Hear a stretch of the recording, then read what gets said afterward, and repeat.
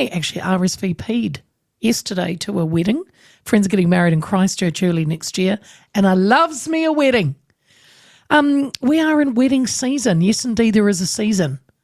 And the industry, however, is facing challenges. Celebrants, wedding planners, caterers, the venues, they're saying that the business has been tough this year.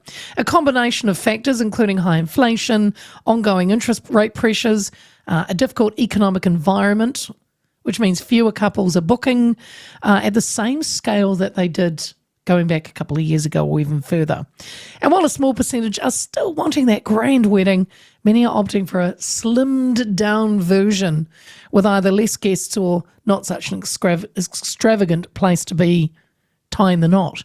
The slowdown has resulted in heightened competition for vendors and have led many businesses to adjust their expectations. Greg Miller is the owner and chef of Valley Divine Restaurant on Linden Estate Winery. Oh, I love that place, in Esk Valley. He says he's never seen a season like it, and he joins me now. Greg, a very good afternoon. Yeah, good afternoon. How you going?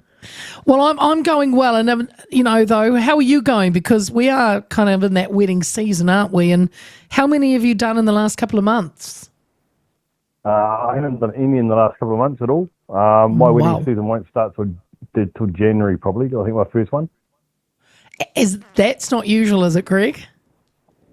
Well, it's not. No, it's not usual. Normally, I would have done probably about 6 to 10 by now.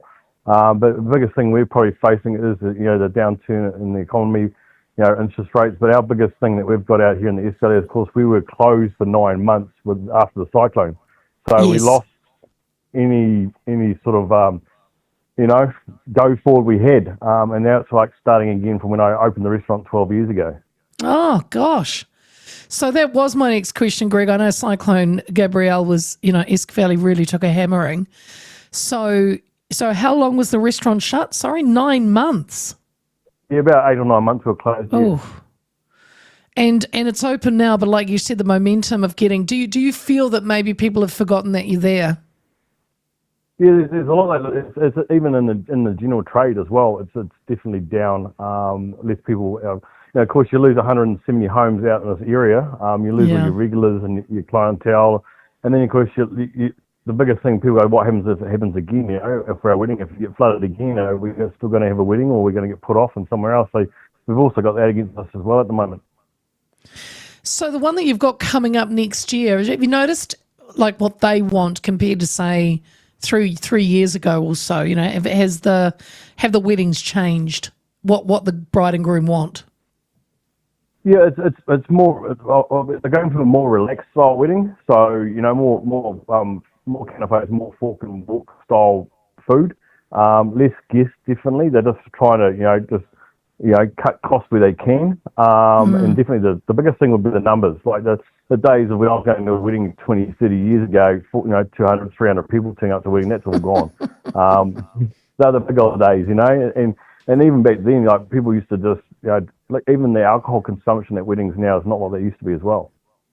I like that walk and fork, Greg. That's walk and fork, yeah.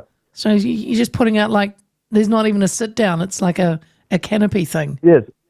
Yeah, it's like bigger canapes. Like they're just full of an entree and the little boats, and so it's like, for example, you get a nice potato salad, bacon and bits and pieces in it, and nice pulled smoked beef cheek on top, and it's a fork. Ooh. So it's a walk and fork style menu. Nice. And then of course later on in the evening, if they want to, you can always do the old classic hot meat rolls later on. Yeah, I've seen that, Greg. So what strategies then have you implemented, or what are you thinking of doing to remain competitive in this tough market? Have you, besides the walk and forks and stuff, what else have you changed?